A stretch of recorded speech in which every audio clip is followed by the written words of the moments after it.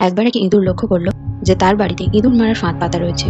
সে খুবই ভয় পেল। ফাঁদটি অকেজো করার জন্য সে ওই বাড়িতে থাকা মুরগির সাহায্য চাইল। মুরগি ঘটনা শুনে জবাব দিল, ফাঁদটি আমার কোনো ক্ষতি করতে পারবে না, অতএব আমি এখানে তোমাকে কোনো সাহায্য করতে পারবো না। মুরগির কাছ থেকে এই উত্তর শুনে ইঁদুর খুব দুঃখিত হয়ে ছাগলের কাছে গিয়ে সাহায্য চাইল। ছাগল ফাঁদের কথা শুনে বলল, ওই ফাঁদ বড়দের জন্য নয়, আমি এখানে তোমাকে কোনো সাহায্য করতে পারবো না। ইঁদুর ছাগলের কাছ থেকে একই কথা শুনে দুঃখিত হয়ে গরুর কাছে এলো। সব কথা শুনে গরু বলল, ইঁদুরের ফাঁদ আমার মতো বড় প্রাণীর কোনো ক্ষতি করতে পারবে না, যা আমার কোনো ক্ষতি করতে পারবে না তাতে আমি সাহায্য করতে পারবো না। ইঁদুর শেষ পর্যন্ত নিরাশ হয়ে তার ঘরে ফিরে এলো।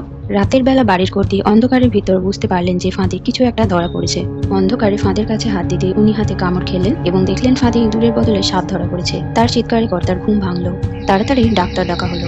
চিকিৎসা শুরু হয়ে গেল, কিন্তু অবস্থা মোটেই ভালো না। পথ্য হিসেবে ডাক্তার মুরগির স্যুপ খাওয়াতে বললেন। স্যুপের জন্য কর্তা মুরগিকে জবাই করে দিলেন। অবস্থা আস্তে আস্তে আরো খারাপ হতে লাগলো। দূর দূরান্ত থেকে আরো অনেকে আত্মীয় স্বজন আসতে লাগলো।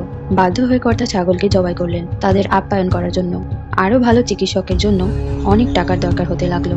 অবশেষে বাড়ির কর্তা তাদের গরুটিকে কসাইখানায় বিক্রি করে দিল। একসময় বাড়ির কর্ত্রী সুস্থ হয়ে উঠলো, আর এই সমস্ত কিছু ইঁদুরটি তার ছোট্ট ঘর থেকে পর্যবেক্ষণ করলো। অর্থাৎ বিপদে কেউ সাহায্য চাইলে তাকে সাহায্য করা উচিত, হোক সেই বিপদ আপনাকে স্পর্শ করুক বা না করুক। বিপদগ্রস্তকে সাহায্য করা মানুষের নৈতিক দায়িত্ব। কেউ যখন বিপদে পড়ে, খারাপ সময় পার করে, তার বিপদে উপহাস বা খুশি হওয়া উচিত নয়। দিন শেষে কাউকে কষ্ট দিলে, কারো ক্ষতির কথা চিন্তা করলে আমরা নিজেরাই তার ফল ভোগ করি।